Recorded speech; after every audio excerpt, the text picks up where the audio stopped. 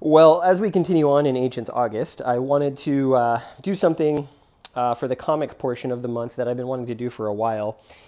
Why are you staring at a blank table? Well, I felt like this one deserved a little bit of preamble, let's say. So we're in Ancient August, and we're talking about Ancients games, and I started thinking to myself, well, what's a comic book that really covers the ancient world, the Ancients period? Something that's historically infused and accurate, that really conveys some of the cultural and historical detail that would be useful and valuable for anyone who's into war games and history. And naturally, of course, I'm talking, one of the most favored comic settings of all times when it comes to the ancient world, and that's Greece, ancient Greece, and that noble and romanticized nation that is the subject of movies, of legend. Of course, we're talking about Sparta, and when it comes to the comic world, Sparta is sort of the pinnacle of the Ancients period, perhaps even popularizing and in modern culture the Battle of Thermopylae, right? So, of course, for Ancient August, we're going to talk about comics and the Greek world and the city-states and Sparta in particular. And when it comes to the title that we're going to be discussing here, we're actually going to be talking about 3.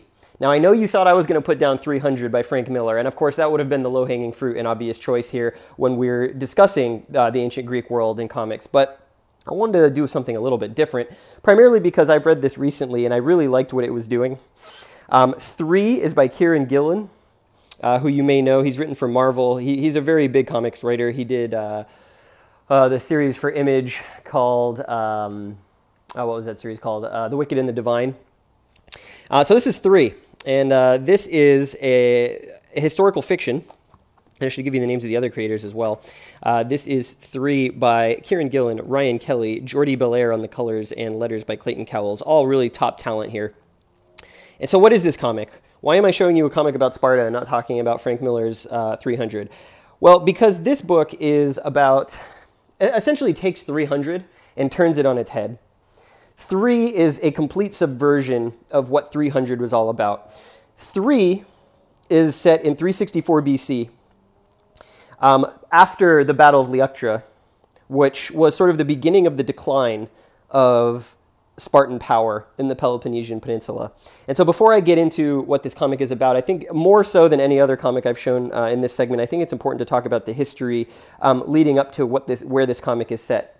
So in 364 BC, we have a Spartan nation whose power over the Peloponnese has been broken by their defeat at the Battle of Leuctra. And this is sort of a transition period between sort of the Spartan glory days coming to an end. The Spartan glory days when we think about the Peloponnesian War, when we think about the Battle of Thermopylae against the Persians, when we think about Spartan dominance of the southern Peloponnese.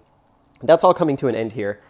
And what's about to happen shortly after this comic takes place is the rise of Philip II of Macedon, and of course we all know him as the father of Alexander the Great. And consequently, parallel to that, the Romans have begun their conquest of the Italian peninsula. So we're really looking at sort of the end of southern Greek power in the Mediterranean and the rise of the Macedonians heading east and the beginning of the Roman Republic period. And that's what makes this such an interesting setting, because we're not talking about the romanticized days of glory of the Battle of Thermopylae. We're talking about the downfall, the ebb in Spartan prestige that is taking place in this time. And we're not talking about 300 Spartan warriors holding off the Persians to the last man to prevent them from overrunning Greece. What we're talking about here are 3 helots. And if you're unfamiliar with Spartan society during this period, there are 2 classes of citizens, basically. There are the helots and the crypteia. And what's interesting about this is that we don't really see examples of this kind of social caste division in the same way that we do in Sparta during this time. So the helots are sort of a quasi-feudalistic, quasi-slave, quasi-state-owned labor class that make up the bulk of the population in Spartan state, essentially. They work the land, they're agricultural, they're farmers. But they are under the control and under the domination of Spartan what the Spartans would say are true-blooded Spartans, or the Spartan elite class. And the Spartan elite class has a caste called the Crypteia, and the Crypteia are sort of, they're men only. They're men between 20 and 30 years old, and they are men that are expected to be leaders, both in the political and military arena, though more in the military arena. And think of them as future military officers. Think of the Crypteia as like a social class of military officer candidacy.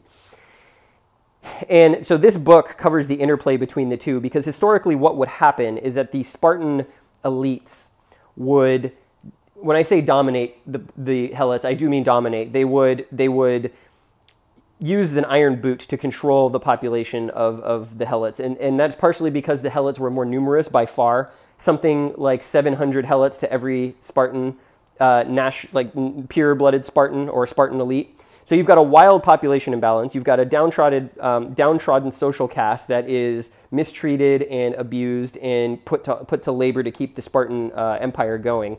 And you've got a very small number of Spartan elites. And so what would happen here is the Spartan elites and the Spartan royalty they basically had the Helots under sort of a eugenics program, where they would cultivate Helot reproduction to get really desirable traits to make them better at what they did, to make them more survivable, and basically build the Spartan power base on the backs of these castes of people. And then, once a year, the Spartan ruling class would turn the Crypteia loose on the Helots and would allow them for a period of time to murder Helots. Any Helot they wanted to murder, the Crypteia would go out and hunt them. And so the Crypteia would go out armed only with daggers, and they could kill any Helot that they wanted. And this was sort of a form of psychological warfare, keeping them afraid of their Spartan rulers, thinning their population, but also killing and targeting the most fit and able among them. And a lot of writers of the day, of this contemporary historical writers, talked a lot about how the Spartans feared an uprising by the Helots because they were so outnumbered, and so they did their best to try and keep their most powerful and physically fit members down. And so all of that is to say, that history lesson here is to talk about three, because this is what three is about. The three refers to three Helots in this story. And the story opens, well, you can see here with this cover page, in Sparta are to be found those who are the most enslaved and those who are the most free. And it's essentially, and this is a quote from Critias of Athens, and it was sort of a commentary and a criticism of Sparta. And they're talking about, what does it mean to be enslaved? What does it mean to be free? Who actually are the free people and enslaved people in Sparta, depending on what class you're in, especially as Sparta's decline was starting to happen. So it opens with that. Kieron Gillen's a great writer, if you've read any of his other comments. The book opens in Laconia, Greece. You've got these Helots working the land in their traditional role, providing agricultural bounty to the Spartans to keep it going. And of course, it starts during this hunt that the Crypteia are partaking in, this once-a-year hunt where the Crypteia are allowed to go and kill any Helot that they want. And so this small village of Helots is raided, and many of them murdered by the Spartan Crypteia. And as you can see, we're off to a really brutal start here, just absolutely terrible way to die, being stabbed to death so many times, but this is something that did happen. And so that's where the story starts.